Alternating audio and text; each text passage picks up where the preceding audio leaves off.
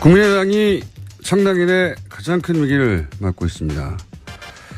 국민의당 혁신위원장을 맡고 계시는 김태일 교수님 스튜디오에 직접 모셨습니다. 안녕하십니까? 네, 안녕하세요. 어쩌다가 국민의당 혁신위원장을 맡게 되신 겁니까, 우선? 저는 이 정당 수리하는데 뭐 일을 많이 했습니다. 열린우리당 때부터 예. 뭐 아주 근간에까지 그 혁신 혹은 쇄신 프로그램에 지속적으로 참여를 했었습니다. 정당이 우리가 지금 큰일 났다, 쇄신이 필요하다고 싶을 때 외부에서 영입하는 전문가 1호시군요.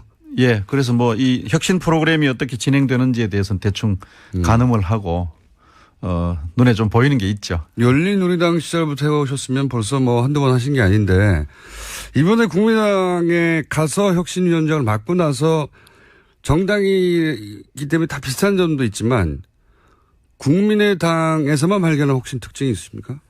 신생 정당이니까요. 예. 정당의 꼴을 갖고 있지 못한 거죠. 어떤 그러니까 점에서 그렇습니까? 창당하고 나서 곧바로 선거 치렀잖아요. 그렇죠. 총선. 그다음에 또 숨을 고르나 싶었더니 대선이 왔잖아요. 예. 그러니까 선거 치르게 되면 정당이 갖춰야 될 이런 조직이라든지 뭐 강령이라든지 이런 기본적인 그 틀을 갖추기가 어려워요. 그래서 사실은 창당한 지 1년이 지났습니다마는 정당이 갖춰야 될 중요한 그 골격들을 갖고 있지 못하고 있는 상황이에요. 그래서 이번 사고도 네. 그것 때문에 생겨난 것이라고 볼 수 있죠. 구조적으로는. 기본적으로 충분히 검증할 수 있는 정도의 사안인데 네. 그런 꼴을 갖추지 못해서 그러니까 총선 대선이라고 하는 그 정치권에서 가장 큰 선거를 연속으로 계속 치르다 보니까 선거를 치를 때는 당연히 이제 비상조직이 되는 거 아니겠습니까? 네. 굉장히. 그런 비상조직처럼만 운영되어 왔다 거의. 그렇습니다. 그런데다가 이번 선거는 후보자 중심으로 예. 이렇게 틀이 짜여졌던 것 같아요. 그것도 굉장히 중요한 이제 취약점이었죠. 그건 왜 그렇습니까? 그건 뭐 정답이 있는 건 아니죠. 정당 중심으로 치러질 수도 있고 또 후보 중심으로 할 수 있어요. 예를 들면 2012년의 선거는 문재인 후보의 경우도 후보 중심으로 치렀다가 아주 혼쭐이 났지 않습니까? 그래서 이번에는 정당 중심으로 철저히 진행되었던 민주당의 경우는 이번에는 그랬죠. 그런데 이번에 국민의당의 경우는 철저하게 이제 후보 중심으로 선거 대책 기구들이 짜여졌고요. 그런 점에서 그나마 있었던 그 당 기구의 어떤 그 말하자면 그 체크리스트라고 할까? 시스템이 작동하지 않았다. 작동하지 않았는데 뭐 잘 아시다시피 정당이라고 하는 것이 온갖 그 욕망의 찌꺼기들이 모이는 데 아닙니까? 네. 이제 그런 걸 잘 이제 걸러내는 장치들이 좀 제도화되고 안정화된 정당에는 있단 말이에요. 네. 그 평판의 어떤 시스템이라든지 또 그걸 이제 걸러내는 이제 그런 이제 저 장치들이 있는데 국민의당은 이제 그런 장치들을 충분히 갖추고 있지 못했을 뿐만 아니라 그것마저도 이제 후보 중심의 선거대책기구 속에서 작동을 하지 않은 거죠. 기본적으로 이런 일이 벌어진 이제 환경은 알겠습니다. 근데 일이 벌어지고 나서 터지고 나서 국민의당 대응이 지금 예전에 비해서는 뭐랄까요 대단히 적극적으로 열심히 하고 있긴 합니다. 보면. 네, 아주 발 빠른 대응은 참 칭찬하고 싶어요. 그 대목은 그런데 즉각 사과를 했지 않습니까? 예. 네. 근데 이제 그 즉각 사과 그 자체는 대단히 발 빠르다고 할 수 있는데 그 이후에 이제 특검 얘기를 한다든가 또는 이것을 꼬리 자르기라고 한다면 용납할 수 없다고 한다든가 이어지는 대응이 납득하기 어려운 부분이 있거든요. 그러니까 사과는 했는데 예. 뒤에 초치는 일들이 많았죠. 사과를 하고 겨우 하루 이틀 만에 이렇게 버럭 화를 낸다든가 아니면 사과하면서 동시에 니네도 잘못한 거 아니야라고 한다든가 이러면 사람들이 와닿지가 않지 않습니까? 그러니까 두 가지 문제가 있었어요. 첫째는 특검 주장한 것은 결정적인 패착입니다. 왜냐하면 비상대책위원장이 뭐 고개 숙이고 진솔하게 사과를 했잖아요. 특히 국민에게 사과하면서 당사자에게 사과를 했어요. 당사자를 지목해서 그러니까 문재인 대통령과 문 대통령의 아들에 대해서 진지하게 사과한다. 이렇게 하는 건 참 좋은 모습이었는데 이제 특검을 주장하게 되니까 사과를 그러면 너는 그럼 잘났냐 뭐 이렇게 지금 하게 되니까 그렇죠. 사과의 진정성이 이제 의심을 받게 된 거죠. 당연히 그렇죠. 그건 정말로 하지 말았어야 될 일입니다.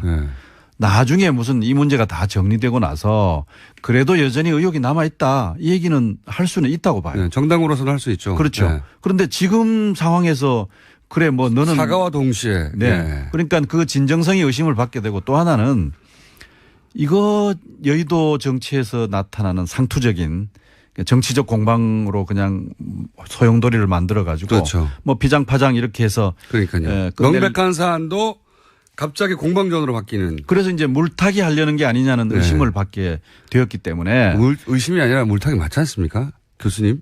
뭐 그렇게 된 거죠. 네. 네. 그래서 사과의 진정성이 이제 어디로 사라져 버렸습니다. 네. 그래서 제일 중요한 문제고 또 하나는 이 문제를 이제 다루는 그 국민의당 내의 어떤 담론들이 대개 법적 책임론으로 지금 가고 있어요. 예. 뭐 현재까지도 그렇게 가고 있는데. 검찰 수사를 지켜보자든지 뭐. 근데 법적인 문제를 넘어서서 정당이라고 하는 것은 정치적 기구지 않습니까? 네. 정치적 기구는 정치적 책임에 대해서 고민을 해야 된단 말이에요.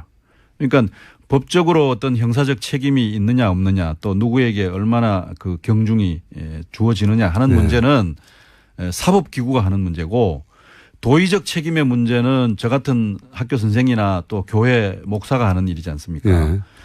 그런데 정당은 정치적 기구이기 때문에 법적 책임이나 도의적 책임을 넘어서서 정치적 책임 문제에 대해서 고민을 해야 되는데 그런 이제 문제에 대해서 굉장히 좀 소극적인 것 같아요. 그래서 뭐 꼬리 자르는 거 하는 거 아니냐 뭐 이런 의심도 거기서 오는 거죠. 그러니까 예를 들면 도대체 그 조작에 누가 가담했느냐라든지 또 뭐 누가 사전에 그거 조작을 알았느냐 그 범위가 뭐라냐 하는 것은 사실은 국민들 입장에서 보면 그리 중요하지 않아요. 그 사법부가 판단할 것이고. 네. 예. 국민들의 입장에 중요한 것은 그 조작적 증거를 선거운동 과정에 썼지 않습니까? 30번 이상. 예.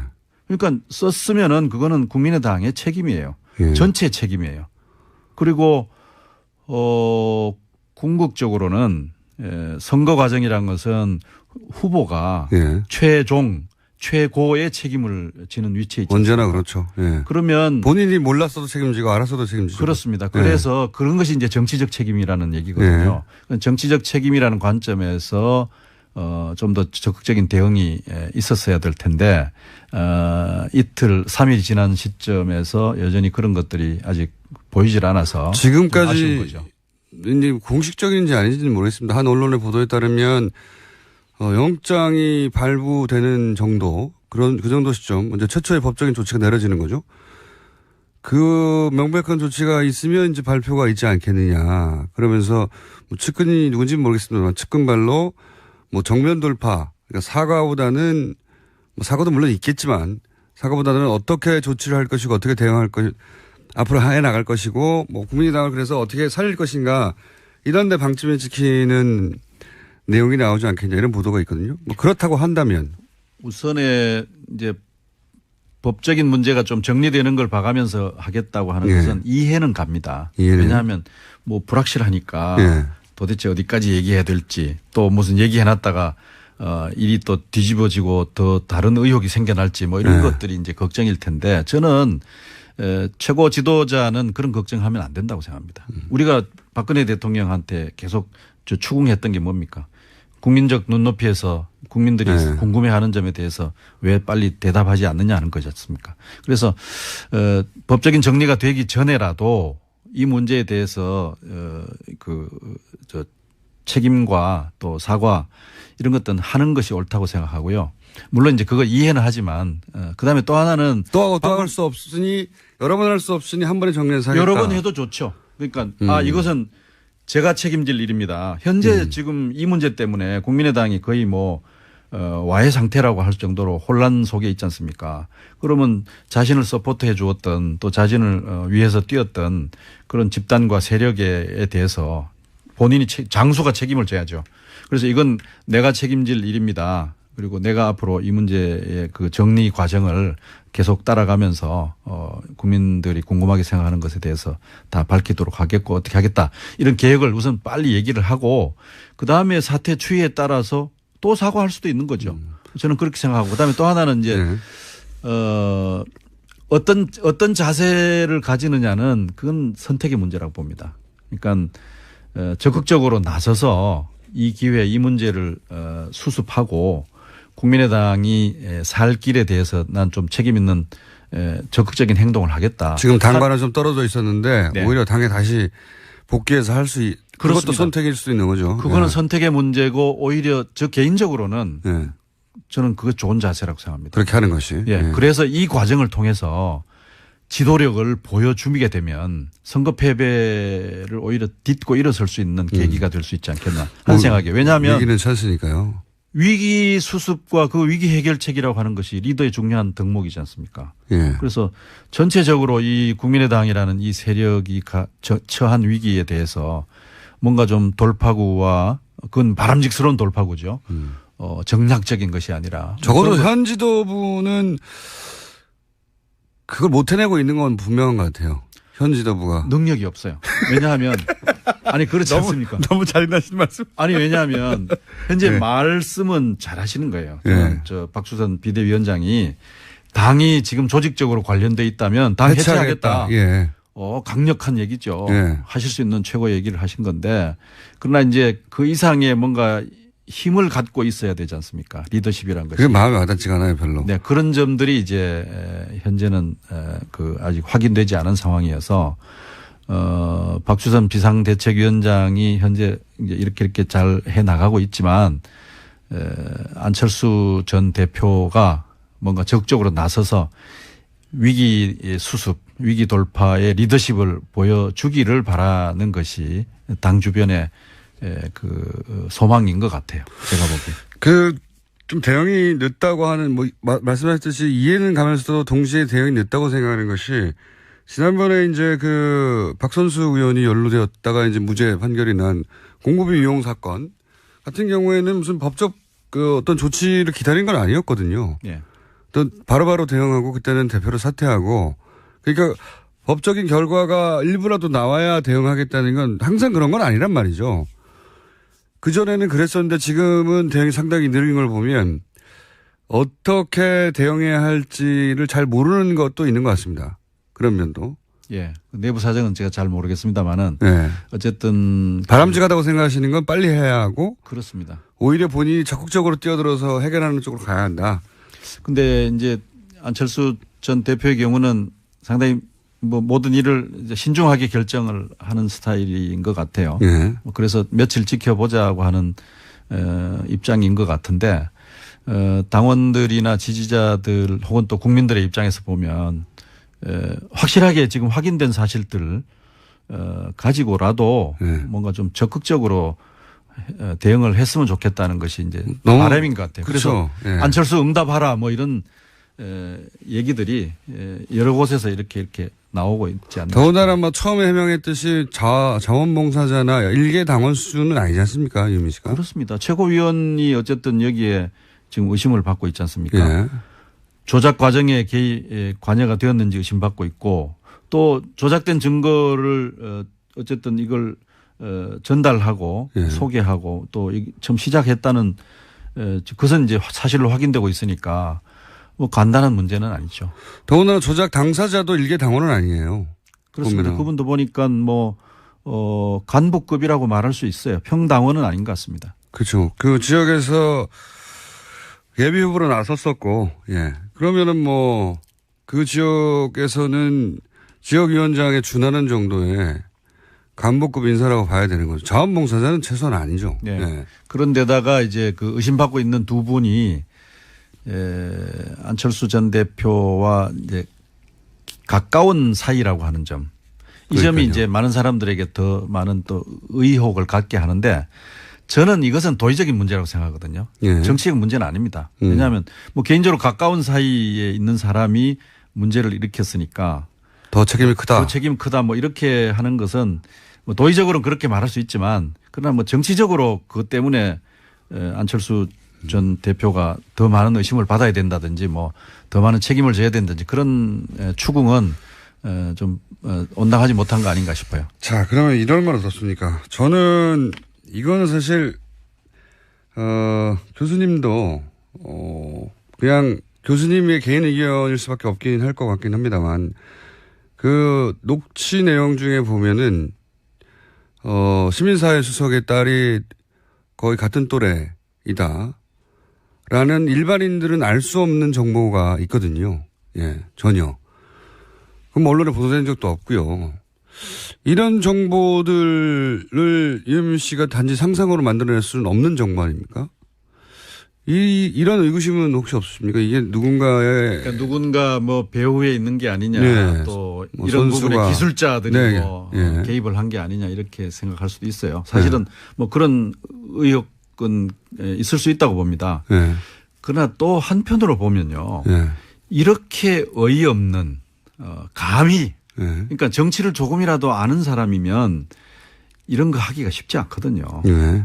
이 일이 가지는 파장과 이 엄중함에 대해서 정치적으로 조금만 훈련되고 경험이 있는 사람들은 감히 할 수 없는 일입니다. 정치적 생명 끝장이죠. 끝장. 그렇죠. 정치 초짜니까 할 수 있는 일이에요. 네. 그런 점에서 오히려 정치적으로 모르고 미숙하고 훈련되어 있지 않기 때문에 저질렀던 감히 저질렀던 그러니까 더 이런 일이 아니냐 싶어요. 그래서 그렇긴 한데 전문가들이 그랬기 때문에 이 사람을 이용한 게 아닌가 싶은 생각이 그래서 들어요. 그거는 뭐 확인을 해봐야 되겠습니다만은 예, 제가 드리는 말씀은 오히려 그 반대로 해석할 수 있겠다.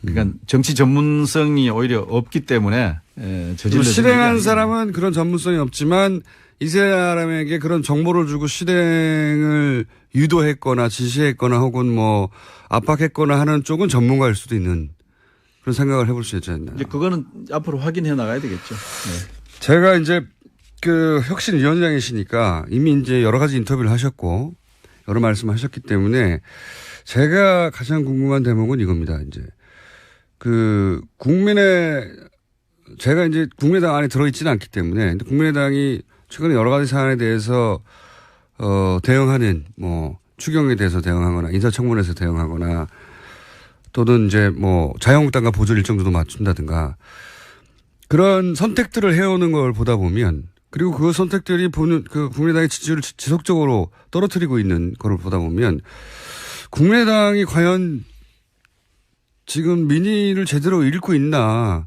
그런 민심을 포착하고 해석하는 그 당내 메커니즘이 잘 돌아가고 있나 상당히 동떨어진 거 아닌가 이런 생각을 계속 하게 되거든요. 맞습니다. 맞습니까? 예. 제가 그 국회의원 지역위원장 뭐 연석 그 연수회에서 예. 얘기할 수 있는 기회가 있었는데 방금 말씀하신 것이 이제 국민의당이 직면하고 있는 가장 중요한 문제예요. 첫 번째 문제이고 가장 중요한 문제인데 뭐냐면 자기는 우리는 누구인가라고 하는 그 정체성 예. 또 그 정치권에서는 뭐 포지셔닝이라고 얘기하지 않습니까? 자기를 어디에 위치하고 있는가라고 하는 데 대한 정의 이게 지금 없는 거예요. 그러니까 어떤 일이 생기느냐 하면 왼쪽에 진보 정당이 있고 오른쪽에 이제 보수 정당이 있지 않습니까? 그러면 진보 정당 쪽으로 조금 위치를 만들면 무슨 얘기 들어요? 이중대 얘기 듣잖아요. 그럼 오른쪽으로 조금 포지셔닝을 하면 적폐 세력의 옹호자라는 얘기 듣지 않습니까? 그러면 정확히 가운데를 그 계산해 가지고 정확히 가운데 위치를 지으면 이런 문제가 없어질 거냐? 그럼 정확히 가운데에 위치 지으면 뭐라는 얘기 듣겠습니까?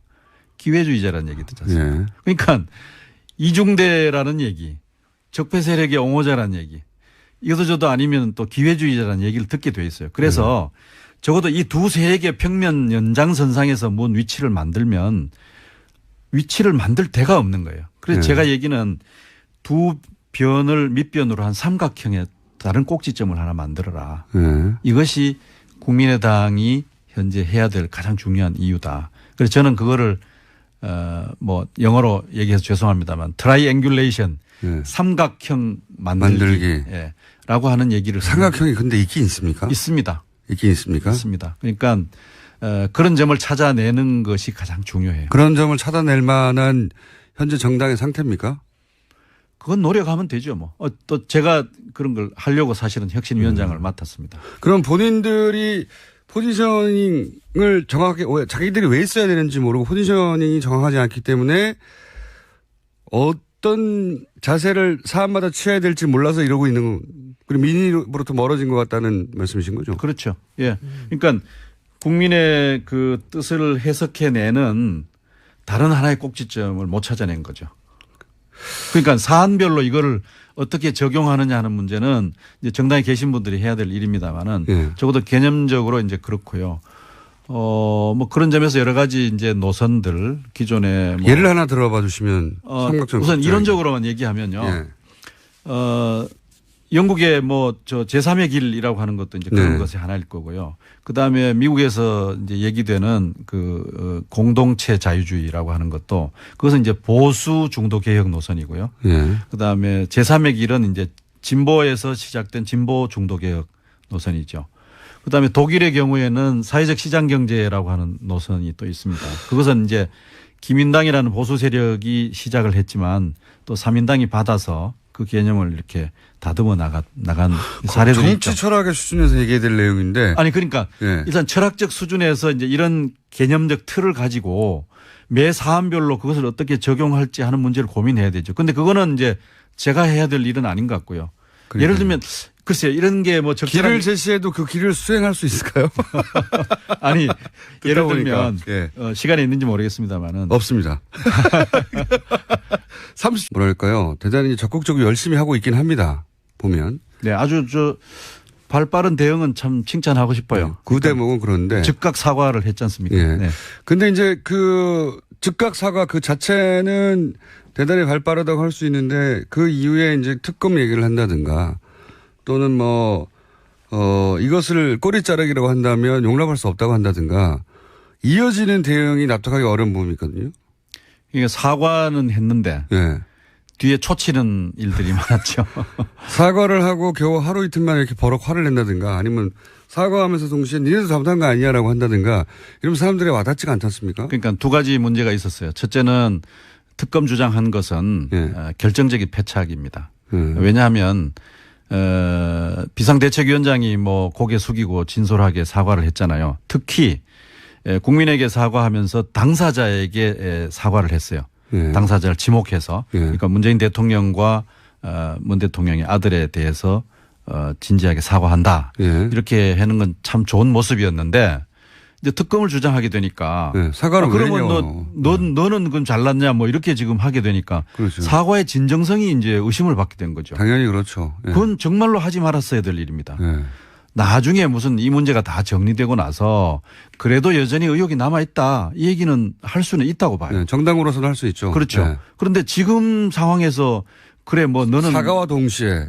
그러니까 그 진정성이 의심을 받게 되고 또 하나는 이거 여의도 정치에서 나타나는 상투적인 정치적 공방으로 그냥 소용돌이를 만들어 가지고 그렇죠. 뭐 피장파장 이렇게 해서 그러니까요. 명백한 사안도 못해서 그러니까 총선 대선이라고 하는 그 정치권에서 가장 큰 선거를 연속으로 계속 치르다 보니까 선거를 치를 때는 당연히 이제 비상조직이 되는 거 아니겠습니까? 굉장히.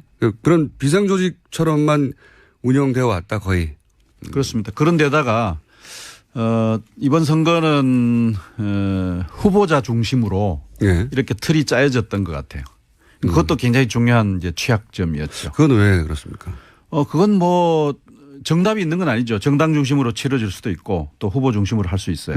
예를 들면 2012년의 선거는 문재인 후보의 경우도 후보 중심으로 치렀다가 아주 혼쭐이 났지 않습니까? 그래서 이번에는 정당 중심으로 철저히 진행되었던 민주당의 경우는 이번에 그랬죠. 그런데 이번에 국민의당의 경우는 철저하게 이제 후보 중심으로 선거 대책 기구들이 짜여졌고요. 그런 점에서 그나마 있었던 그 당 기구의 어떤 그 말하자면 그 체크리스트라고 할까? 시스템이 작동하지 않았다. 작동하지 않았는데 뭐 잘 아시다시피 정당이라고 하는 것이 온갖 그 욕망의 찌꺼기들이 모이는 데 아닙니까? 이제 그런 걸 잘 이제 걸러내는 장치들이 좀 제도화되고 안정화된 정당에는 있단 말이에요. 그 평판의 어떤 시스템이라든지 또 그걸 이제 걸러내는 이제 그런 이제 저 장치들이 있는데 국민의당은 이제 그런 장치들을 충분히 갖추고 있지 못했을 뿐만 아니라 그것마저도 이제 후보 중심의 선거대책기구 속에서 작동을 하지 않은 거죠.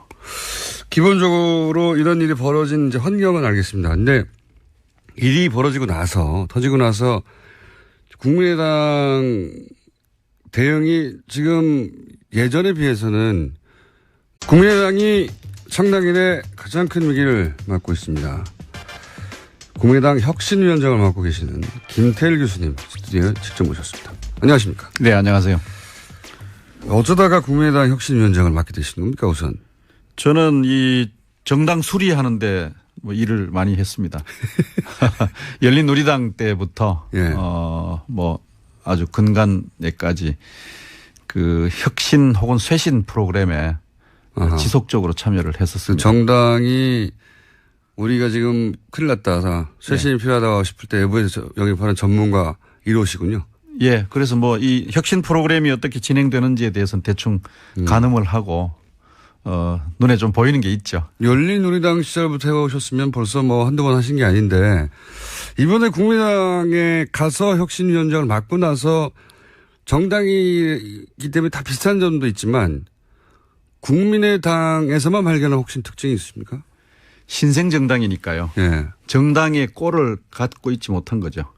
어떤 그러니까 점에서 그렇습니까? 창당하고 나서 곧바로 선거 치렀잖아요. 그렇죠. 총선. 그다음에 또 숨을 고르나 싶었더니 대선이 왔잖아요. 예. 그러니까 선거 치르게 되면 정당이 갖춰야 될 이런 조직이라든지 뭐 강령이라든지 이런 기본적인 그 틀을 갖추기가 어려워요. 그래서 사실은 창당한 지 1년이 지났습니다마는 정당이 갖춰야 될 중요한 그 골격들을 갖고 있지 못하고 있는 상황이에요. 그래서 이번 사고도 예. 그것 때문에 생겨난 것이라고 볼 수 있죠. 구조적으로는. 기본적으로 충분히 검증할 수 있는 정도의 사안인데 네. 그런 꿀을 갖추지 못. 선거 과정이란 것은 후보가 예.